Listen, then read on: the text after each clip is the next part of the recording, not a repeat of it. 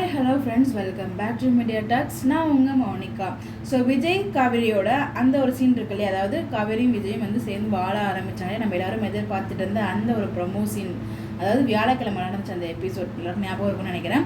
So அந்த episode release ஆன அன்னைக்கு இந்த சீரியலோட டைலாக் ரைட்டர் நம்ம பாரி சார் இருக்காங்க இல்லையா, நாடோடி பாரி சார், அவங்க வந்து ரொம்பவே பாராட்டி அந்த டீமை ரொம்ப புகழ்ந்து வந்து ஒரு அப்டேட் வந்து கொடுத்துருந்தாங்க.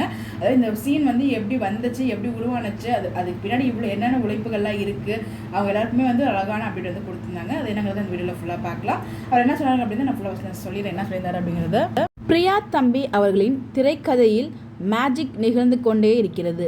இந்த மாதத்திற்கான ஒன்லைன் வந்தபோதே இந்த காட்சி அதற்குள் இருந்ததை கண்டதும் வாவ், எதிர்பார்த்ததற்கு மேலே ஒன்றை கொடுத்திருக்கிறார் என்று கூஸ்பம் மொமெண்ட் ஆனது. வழக்கமான திரைக்கதை பாணியை உடைத்த ஒரு காட்சியாகவே இதை நான் சொல்வேன்.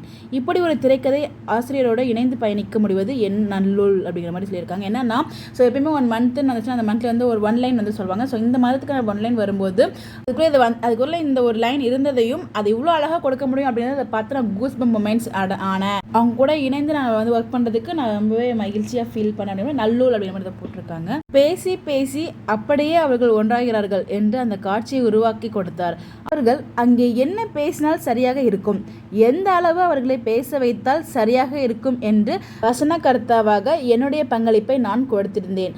பேப்பராக கொடுத்துவிட்ட அந்த காட்சியை தன் பங்கிற்கு நடிகர்களிடம் சிறப்பான வேலையை வாங்கி உயிரோட்டமாக செதுக்கி கொண்டு வந்து தந்திருக்கிறார் இயக்குனர்.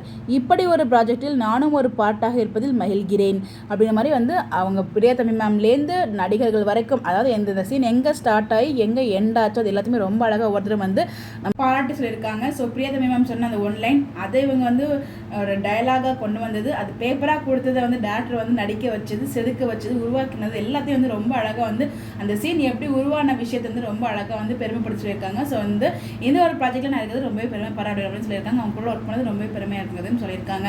அந்த ஒரு சீன் வந்து எந்த லெவலுக்கு வந்து அவங்களுக்கு வந்து ஹிட் கொடுத்துருக்குன்னு பாருங்கள். அந்த ஒரு சீனு ஸோ ரொம்ப வந்து உணர்வுபூர்வமாகவும் ரொம்ப முகம் சொல்லிக்கிற மாதிரி இல்லாமல் யதார்த்தமாகவும் அவங்க வாழ்ந்திருக்க மாதிரி வந்து அவ்வளோ அழகாக செதுக்கி கொண்டு வந்திருந்தாங்க அந்த சீனை. ஒவ்வொரு சீனையும் செதுக்கி கொண்டு போயிட்டு இருக்காங்க. அதுதாங்க ஒரு மிகப்பெரிய ஒரு ஹிட்னே சொல்லும். ஸோ கண்டிப்பாக வந்து அவங்க சொன்ன மாதிரி ஃபுல் அண்ட் ஃபுல் எல்லாரோட எஃபோர்ட் தான். எம்என் டீம் ஹோல் டீமுக்குமே ஒன்ஸ் அகேன் நம்மளோட வாழ்த்துக்கலாம். பேக் அண்ட் கேமராமேன் எல்லாருக்குமே மிகப்பெரிய வாழ்த்துக்கலாம். கண்டிப்பாக இந்த சீனுக்கான டிஆர்பி உண்மையிலே வேறு லெவலில் இருக்குன்னு நான் எதிர்பார்க்குறேன். உங்களுடைய கருத்துக்கள் மறக்காம கமெண்ட்டில் சொல்லுங்கள். Bye bye.